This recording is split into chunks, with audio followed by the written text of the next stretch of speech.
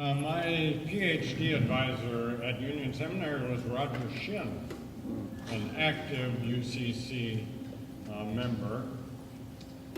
I think he and Dan Day Williams wrote the UCC Confession of Faith a while back. Anyway, Roger said he accepted invitations to preach because it was easier to give a bad sermon than to listen to one. So that's why I'm with you this morning. Although I don't think it was very smart on my part to try and follow the new wineskins jug band.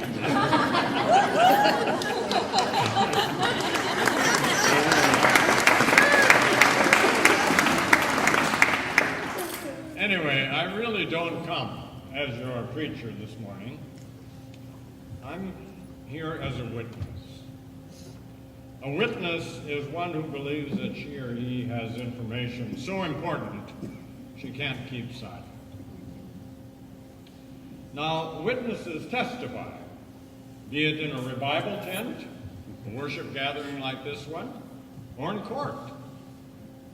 It's incumbent upon witnesses to speak the truth as they have seen, heard, and experienced it, just as it's incumbent upon the jury, congregants, or plain sinners to receive the testimony, evaluate it, and respond. Now, you can wear your skeptic's hat, good juror does, but you have to listen hard. What moves me to witness are way too many old wineskins and much too much old cloth, both in the midst of new dimensions. That does not bode well. Listen hard to what the man on the borrowed donkey says. He told them a parable. No one tears a piece from a new garment and sews it on an old garment, otherwise the new will be torn and the piece from the new will not match the old. And no one puts new wine into old wineskins. The new wine will burst the skins and will be spilled, and the skins will be destroyed. But new wine must be put into fresh wineskins. And no one, after drinking old wine, desires new wine, but says, the old is good. Now, Rabbi Jesus says no one does this, but someone must have tried it. Otherwise, there's no good reason for Jesus to instruct his dirty dozen disciples about this. Or maybe he did so because the disciples themselves weren't ready for this Jesus journey. Maybe it was they who said, but Rabbi, the old is good. You know full well that aged wine is better, and our old clothes are just good friends. What is the new wine and cloth to which I must testify? And why do we say thanks, but no thanks? The old is good. Wes Jackson of the Land Institute in Salina, Kansas, opens a recent book this way. Joan and I try not to interrupt one another when we are reading and having our coffee in the morning.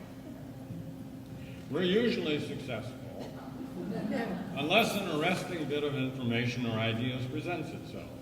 One morning, as she was reading The History of Love, a novel by Nicole Krauss, she interrupted with, listen to this. The protagonist in the story, a young man, describes a woman in his village in Poland who had paid special attention to his writing. It was when Hitler's troops had entered Poland, and for whatever reason, this woman had moved from their village. Joan read aloud the following passage. After she left, everything fell apart. No Jew was safe. There were rumors of unfathomable things, and because we could not fathom them, we failed to believe them. until we had no choice and it was too late. Have you not seen? Have you not heard? Did you miss it? The planet you were born on, came to love, and have grown accustomed to is no longer the planet on which you live. As mentioned yesterday, that sweet spot that has hosted all human civilizations for millennia from 10,000 BCE to the present is in real jeopardy at our hands. Even places far from where we live feel the reach of our way of life, the polar regions, the ocean depths, the air above your head. This is what the Jacksons were thinking. It's a different planet with sustainability entrenched in every domain. It's even the end of an age. This is unbelievable, we say. The uncertain ways of a destabilized planet strike us as rumors of unfathomable things. And because we cannot fathom them, we do not believe them. Our response instead is, the old wine is good. So are the trusty old wine servants.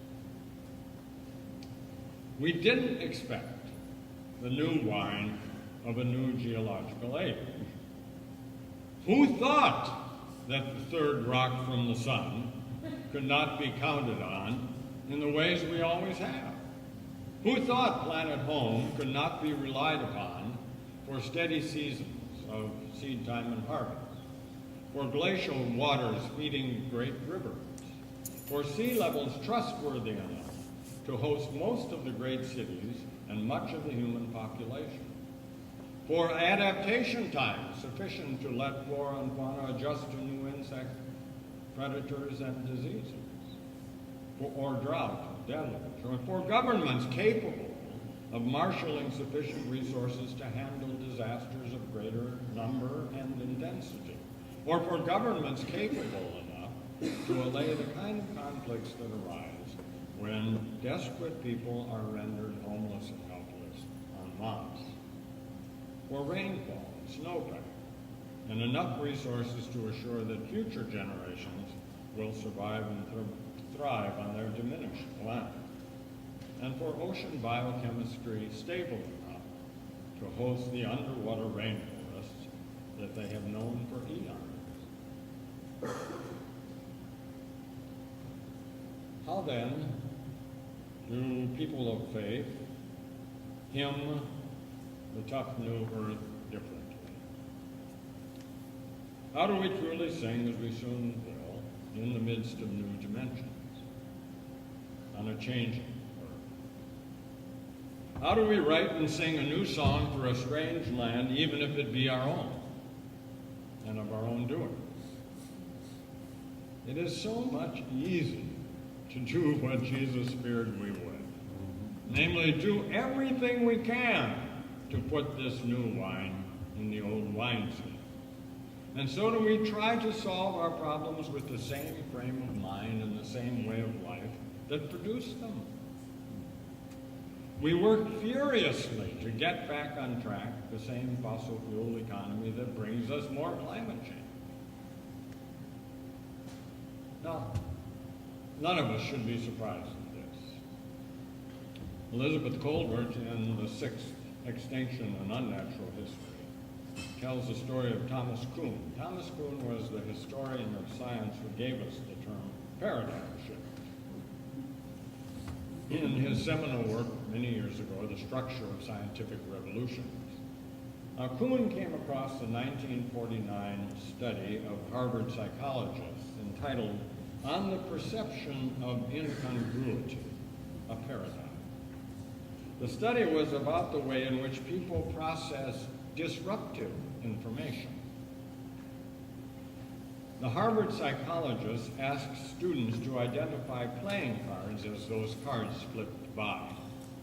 Easy enough, except a few of the playing cards had been doctored. So a red 6 of spades. A black 4 of hearts. You get the picture.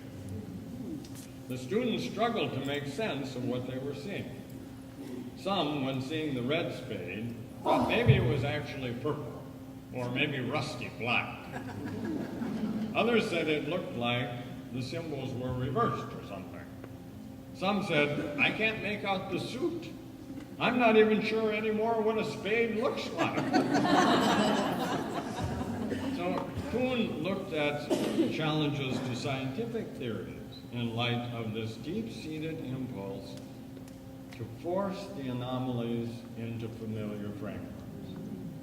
New one into the old ones, if you will.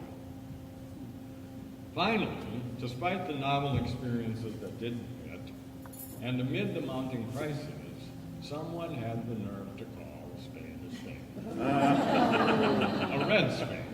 A red spade. Then the unfathomable became fathomable, as crisis led to insight, and the old framework gave way to a new one. The paradigm shifted. Just those unfathomable anomalies are now happening to planet Earth. But it's really planet water now, 70%. And they're happening in a rolling apocalypse. Yet even science-based apocalypse is not very helpful for setting people to making new wineskins. Evidently, no one who's scared to death is going to tap the renewable moral spiritual energy for life well lived in a tough new age. No one really anxious about the moral is going to do the right thing with new wine. Howard Thurman is surely right. To do the right thing in a hard and uncertain season, don't ask what kills you, ask what brings you alive. So take courage. Take inspiration and hope and energy from this weekend and settle in for the long haul and the balm of good work. Hone your skills a bit for tanning new wineskins and weaving new cloth in the midst of new dimensions and in the face of changing waves. And who will lead in this time to lead? God of rainbow, fiery pillar, leading where the eagles soar. And we, your people, and ours the journey, now and ever, now and ever, now and evermore. Amen. And you can take your cue from Catherine White. Catherine White wrote on gardening for the New Yorker magazine. After she died, her husband, author and essayist E.B. White, collected her essays for a book on gardening. The book was called Up and Onward in the Garden.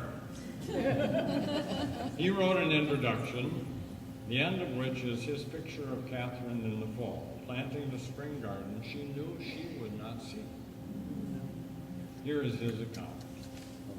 Armed with a diagram and a clipboard, Catherine would get into a shabby old Brooks raincoat, much too large for her, put on a little round wool hat, pull on a pair of overshoes, and proceed to the director's chair, a folding canvas thing, that had been placed for her at the edge of the plot. There she would sit, hour after hour, in the wind and the weather, while Henry Allen produced dozens of brown paper packages of new bulbs and a basket full of old ones, ready for the intricate interment. As the years went by and age overtook her, there was something comical yet touching in her bedraggled appearance on this awesome occasion.